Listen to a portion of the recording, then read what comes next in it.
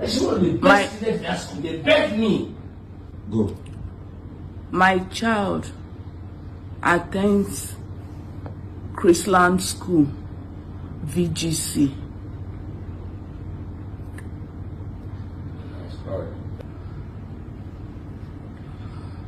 Okay. Good evening, mothers. Good evening to everybody, to fellow Nigerians. Please, I am making out this cry to everyone to help me out. About a month ago, I was on my way out of Lagos. So I got a call from Mrs. Azike, a head teacher from Chrisland. So she called me that she needed to see me. I said okay, that I'll come when I return back. So 2 days after, I came to the school. When I got to the school, I met her with 2 other women in her office, and they introduced me as, one introduced herself as Mrs. Kemi. I can't remember her surname, and the other one. So that they came from Chrisland headquarters. I said, okay, is there a problem? They said no. That they just wanted me to know that my daughter, whom I left in their care, that they took to Dubai, that she had a kiss with a boy, and the boy also kissed her. So they found out that they got that kissing thing from True and Dear. So I said, okay, if it is that I will curtail, that what they wanted me to do was for me to take her phone from her, so that they won't keep practicing that. I said, okay, if it's just that I will collect, I was going to get the phone from her. So if there was any other thing, they said no. Even Mrs. Kemi told me that I should not tell my husband, that it is not everything women discuss or disclose this to their husband. So I said, oh, okay, no problem. As long as this is just kissing, and that I will caution my daughter. So I left them. Then I didn't hear anything from them again. The girl was going. I thought everything was fine.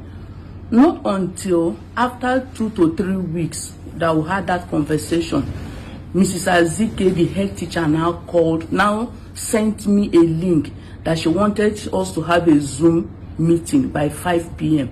I said okay, that I was going to join them. So by the time I logged on, I did not see anybody. I had to call her that I did not see anybody online. She now said okay, she was going to contact the rest people. I said okay. So we had that meeting. There were many people, board of directors, which I was even the one asking them, what is your name, sir? What can you introduce yourself? And so one particularly said that his name is Aki. So the Aki was the one, like the person leading the meeting. He began by saying, if there is no forgiveness, there won't be sin. If there is no sin, there won't be forgiveness. He was speaking in parable. At a time, I had to scream. I said, what are you talking? What are you people discussing that you are just, He now said, no, that they just wanted to do a follow-up to ensure that I have withdrawn Julian's phone, and to check on how Julian is doing. I said, okay, Julian is fine. But he now made a comment. He said, when it happened, I said, sir, what happened? He said, Julian did not tell you. I said, no, Julian did not tell me anything. So on that, I'm sure they have the record of that Zoom meeting. So I was screaming at them. I said, tell me what? I don't understand. Julian, did anything happen? Julian said no. So I said, okay, as it is now, I don't even know what you people are talking about. But if he extends more than this, that my husband will definitely know about. But the way people are calling me that, I'm not comfortable with it. So at the end, we finished the meeting and we left. They didn't tell me anything. I went on my own. So the day after, a parent A parent called me after we had that Zoom meeting the next day that please, that she needed to see me, that it is very, very urgent. So I had to go to her house. When I got to her house, she said something has been trending in Chrisland, that which I am not even aware, that she has told them that if this woman knows that she doesn't think I am aware of this incident. So the woman now called me that, look at this video, see what is trending in Chrisland, that all the parents are aware. So immediately I informed my husband, look at what is going on. So we began to call Mrs. Azike. She refused to pick her call. I called her more than 20 times. She didn't respond to the call. But later, I think she spoke with my husband and told him that she doesn't know anything if such a thing existed.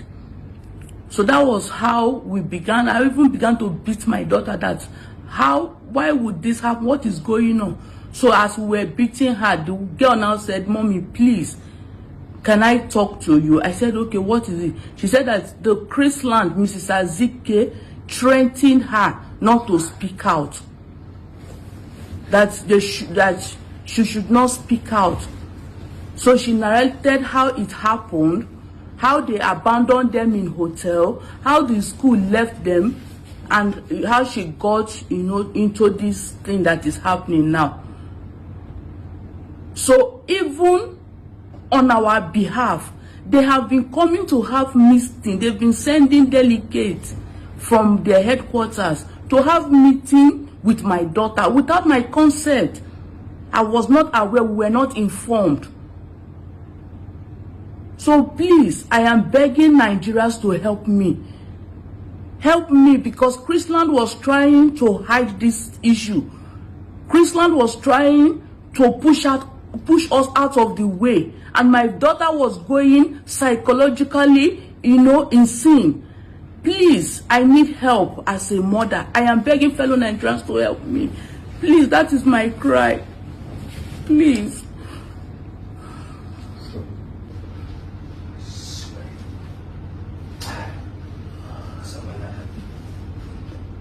So as a mother, and the part that Chrisland played to cover up this issue, this rape issue.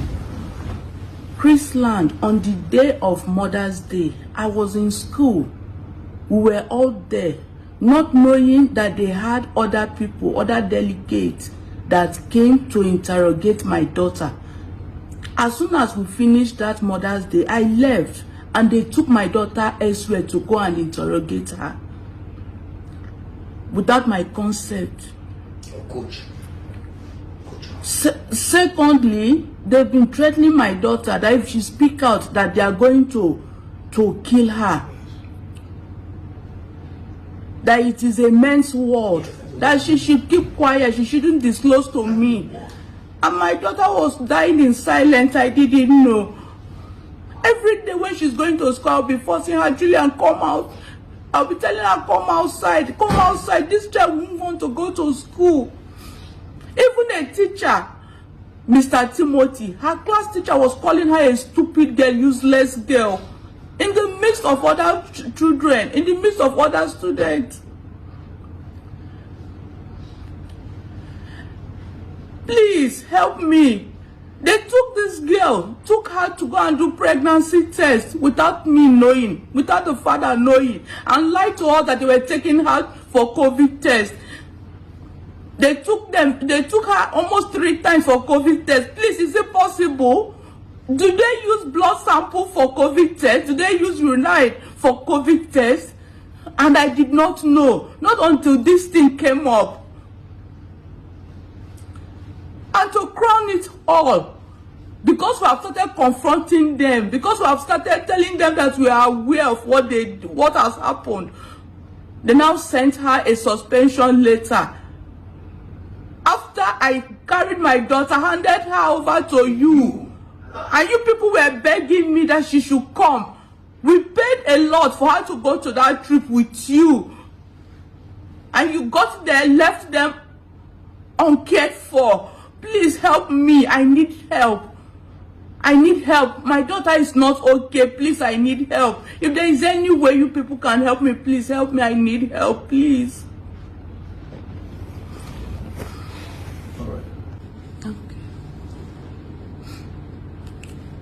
So, when I was asking my daughter to explain to me what happened, my daughter said that they went out in the morning to have breakfast, and one of the boys, Kachi, begged her that she should borrow him her phone charger. So she gave Kachi the charger. Then later in the evening, I think after they had dinner in the evening, the Kachi now called her room that she should come and pick up her charger. So she went there. When she went to the place to get the charger. When she got there, they opened the door, and one of them asked her to take her charger from the toilet. That it was when she entered the toilet that they now hijacked her, told her to drink, to take a substance. So they were all under the influence of drug. So after that, she did not know what she was doing again.